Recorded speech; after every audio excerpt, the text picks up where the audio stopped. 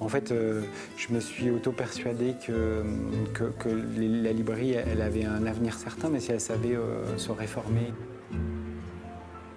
J'aime les gens qui doutent, les gens qui trop écoutent leur cœur se balancer. J'aime les gens qui disent et qui se contredisent et sans se dénoncer. Alors ici, on est dans une librairie café. Oui, c'est c'est plus ça. librairie ou plus café? Ah, je ne saurais pas encore le dire. Au départ, en tout cas, l'intention, c'est bien de faire une librairie un peu atypique, cela dit, et surtout d'ouvrir un peu plus grand les portes de la librairie classique. Donc, l'idée, c'est que les gens entrent soit par la porte de la librairie, soit par la porte du café, voire dans un futur très proche, la porte d'une galerie, puisque ça peut aussi accessoirement être une galerie.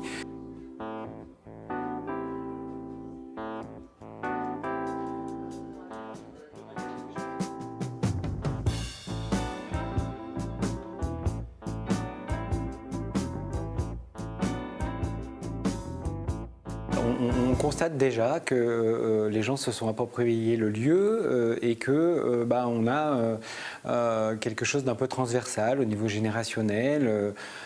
C'est quelque chose qui n'était pas évident au départ, parce que rentrer dans une librairie, ça suppose peut-être de s'adresser à une certaine typologie de clientèle.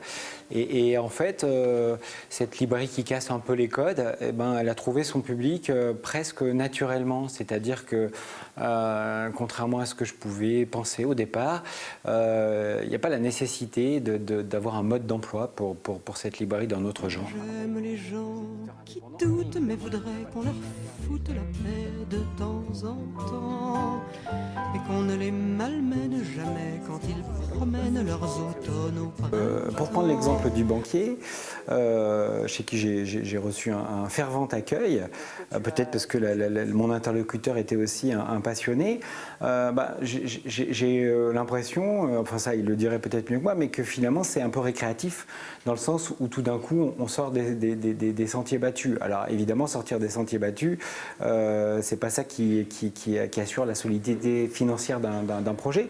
Bon, j'espère, j'imagine que celui-ci tenait debout, mais on sent chez son interlocuteur un intérêt certain parce que tout d'un coup, je ne vais pas dire que c'est un peu Noël, mais en tout cas ça brille, il y a de la lumière, ça résonne déjà d'une intention qui est un peu différente, voilà, du commerce traditionnel.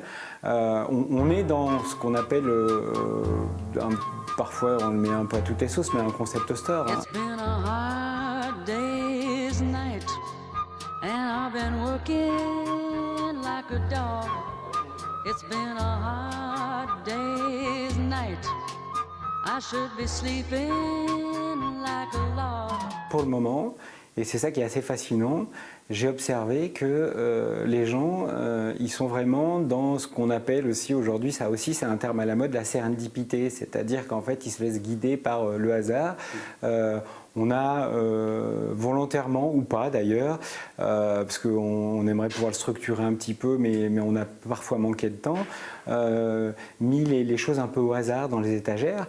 Pas au hasard au sens où il y a des rayons, il y a des rayonnages et il y a une organisation dans chaque rayon, mais par contre, les choses se côtoient de manière un petit peu hasardeuse, encore une fois.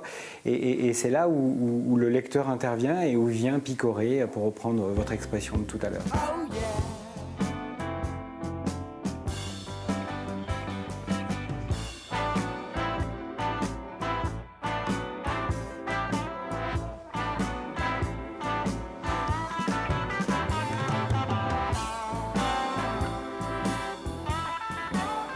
C'est un exercice de style très particulier parce que une nouveauté chasse l'autre.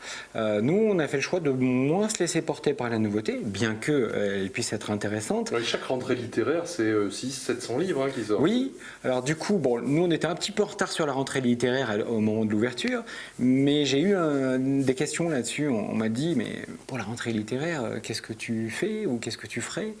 Et moi, j'ai répondu, à la limite, la rentrée littéraire 2018, 2017, ça pourrait m'intéresser si on se projetait 10 ans en arrière et de faire la rentrée littéraire 2007.